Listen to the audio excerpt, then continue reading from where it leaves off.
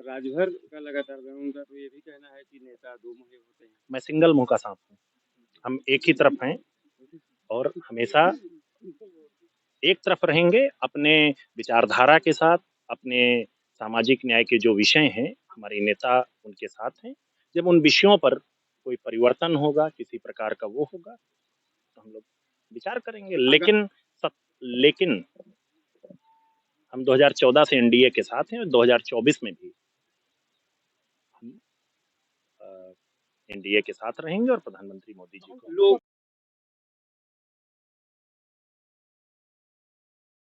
शिलान्यास का काम करेंगे।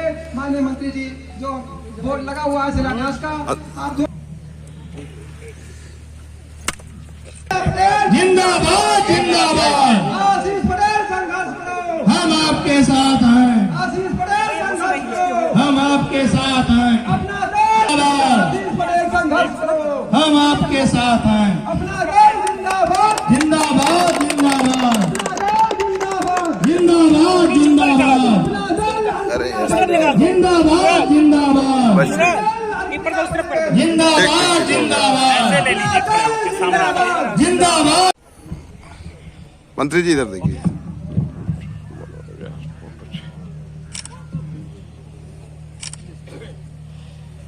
हम निवेदन करेंगे हमारे संस्थान पर लगी सरदार पटेल जी की प्रतिमा पर माल्यार्पण कर उनका नमन बंदन करते हुए माननीय मंत्री जी, साथियों आप लोग जोरदार तालियों से माननीय मंत्री जी का स्वागत करेंगे। और इसी क्रम में बिना किसी हिचक के 10 लाख रुपए इस संस्थान को अपने सहयोग राशि के रूप में प्रदान किया। इसके लिए पूरा संस्थान आपका आभारी है, आपका वंदन करता है, अभिनंदन करता है और आपका आभार प्रकट करता है। साथियों मुख्य ट्रस्टी स्वागत करते हैं। अब हम इसी नारे से स्वागत करिए। आशीष पटेल संघर्ष करो, हम आपके साथ हैं। आशीष पटेल जिंदाबाद। जो इस सरदार पटेल संस्थान के सीनियर उपाध्यक्ष हैं तथा सेवा संस्थान के संरक्षक भी हैं, हम उनसे चाहेंगे मुख्यमंत्री जी को माला पहनाकर स्वागत करेंगे। हमारे राम उजागर वर्मा जी जो इस संस्थान के संरक्षक हैं तथा ब्लॉक प्रमुख भी हैं, सरदार पटेल की फोटो प्रतिमा देकर के स्वागत करेंगे। भाई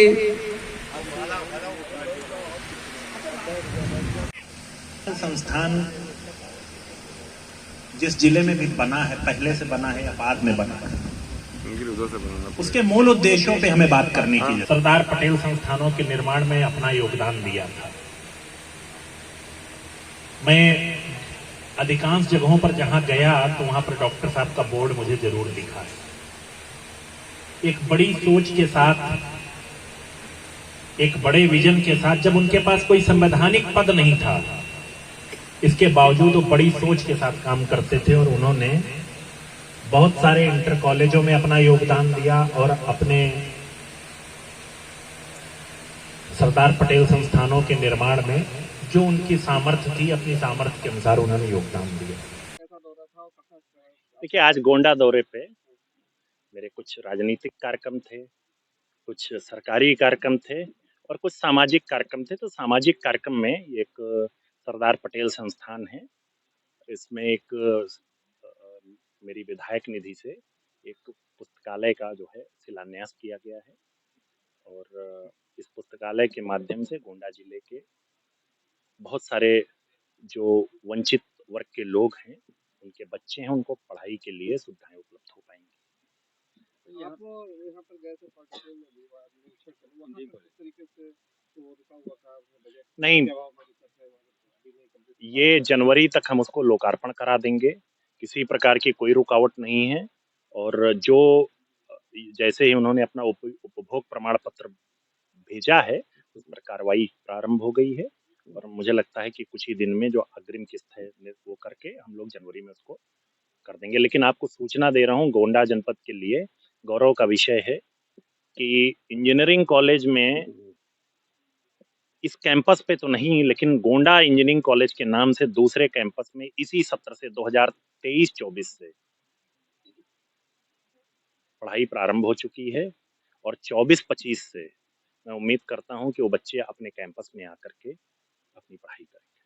देखिए, इस पे तो मेरा और मेरी पार्टी का, मेरी नेता का स्पष्ट मत है। हमारी पार्टी केवल जिस किसी एक धर्म पे नहीं, किसी भी धर्म पे टिप्पणी को न वो करती हैं, न पसंद करती हैं और न ऐसी टिप्पणी करने वाले किसी व्यक्ति का समर्थन करती हैं। हमारी पार्टी का स्पष्ट मत है कि हम सामाजिक न्याय की बात करने वाले लोग हैं, वंचित वर्ग की लड़ाई लड़ने वाले लोग हैं। हमें इस तरह की टिप्पणी में ना कोई इंटरेस्ट है और ना ही इस प्रकार की हम टिप्पणी के कोई समर्थन करते हैं, बल्कि मेरी सिर्फ इतनी अपेक्षा है कि हम प्रगति की ओर आगे बढ़ें, सबके विकास की ओर आगे बढ़ें और समाज एक कैसे रहे इस पर चिंतन करना चाहिए। जगह ऐसे सवालों का नहीं है। ये हम एक सामाजिक कार्यक्रम में आए हैं, लेकिन मैं आपको इतना जरूर बता दूं कि जब आप सिर्फ सत्ता के लिए किसी चीज को फार्मूला बना करके चलते हैं तो उसका रिजल्ट जनता जो है नकारात्मक रूप में ही देती है, चाहे 14 हो, चाहे 17 हो, चाहे 19 हो, चाहे 22 हो। 24 में भी हम 80 की 80 सीटें जीतेंगे।